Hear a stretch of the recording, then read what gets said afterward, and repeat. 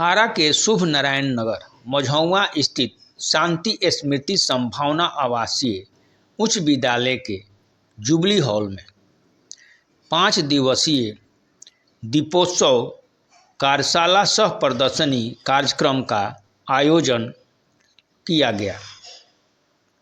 मुख्य अतिथि रंजीत सिन्हा, सहायक निदेशक नवाठ, विद्यालय की प्राचार्या डॉक्टर अर्चना सिंह एवं निदेशक डॉक्टर कुमार द्विजेंद्र द्वारा संयुक्त रूप से इस प्रदर्शनी का उद्घाटन किया गया।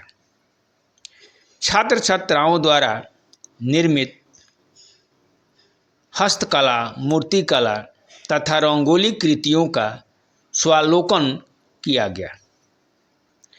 कार्यशाला के माध्यम से बच्चे अपने हाथों से दीप, कैंडल, बंधनवार, रंगोली, अन्य साज सज्जा की वस्तुएं बनाना सीख रहे थे। साथ ही तरह तरह की पेंटिंग, कलाकृतियाँ दीवारों पर लटका करके ये प्रदर्शनी का आकर्षण का केंद्र बना हुआ था। यह न केवल कौशल विकास का अवसर है बल्कि भारतीय लोक शैली और परंपरा से जुड़ने का एक माध्यम भी है। इस अवसर पर छात्र छात्राओं ने दीपावली, भैया दूज, छठ महापर्व पर आधारित लोकगीत भी प्रस्तुत किया। इस लोकगीत के माध्यम से बच्चों ने पारंपरिक गीत को लोगों के बीच लाने का प्रयास किया।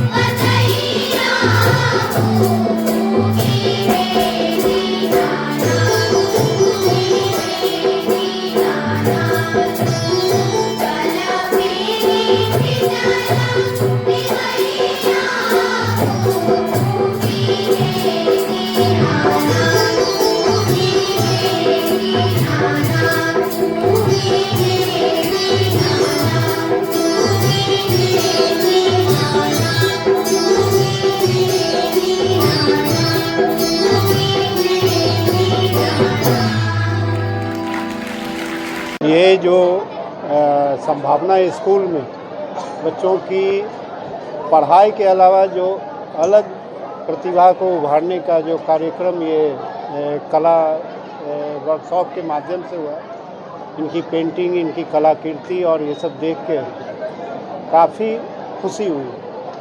और ये कह सकते हैं कि मैं नाबार्ड से हूँ।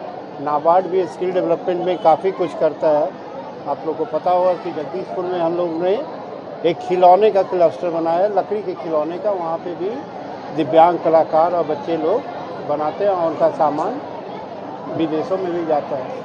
तो इन बच्चों से भी हम आगे चल के वो उम्मीद करते हैं कि रोज़गार सिर्फ ऑफिस में टेबल कुर्सी पे बैठ के नहीं होता है। रोज़गार सृजन हमारे स्थानीय कला को आगे बढ़ा के, और इस चैनल के माध्यम से ये भी कह रहे हैं कि स्थानीय कला को आगे बढ़ाने में ये जो भोजपुरिया पेंटिंग है, जिसके बारे में हमारे भोजपुर के भी सारे लोग नहीं जानते हैं, भोजपुरिया पेंटिंग का जीआई टैगिंग हुआ है। जो यहाँ पे जितनी चीज़ लगी हुई है सब भोजपुरिया स्टाइल ऑफ पेंटिंग है।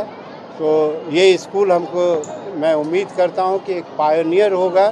ये प्रिया पेंटिंग को जब जीआई टैगिंग मिल जाएगा तब उसको आगे बढ़ाने में, भोजपुर की एक नई पहचान बनाने में मेरी इन बच्चों को दिवाली, छठ, दवात पूजा, चित्रगुप्त पूजा, गोधन पूजा, सबकी बच्चों को, आप सभी को बहुत बहुत शुभकामनाएं।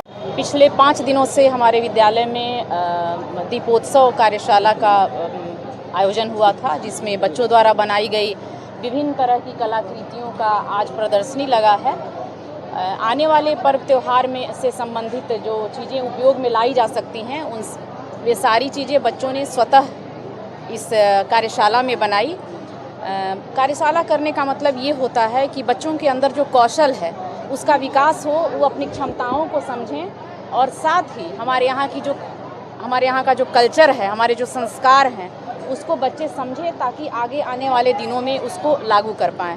क्योंकि हम लोग जिस परिवेश में रहते हैं तो उसमें हर एक महीने में कुछ ना कुछ पर्व त्यौहार, कुछ ना कुछ संस्कृतियाँ हमारी हैं जिसको लेकर हम जीते हैं।